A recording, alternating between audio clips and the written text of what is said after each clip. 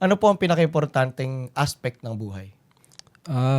Siguro kasi kung iisipin ko kung ano yung iniisip ko everyday, ang masasabi kong pinakaimportanteng aspect is like kahit papaano somehow everyday, konti man or malaki, makapag-ambag ka ng positivity. Tama.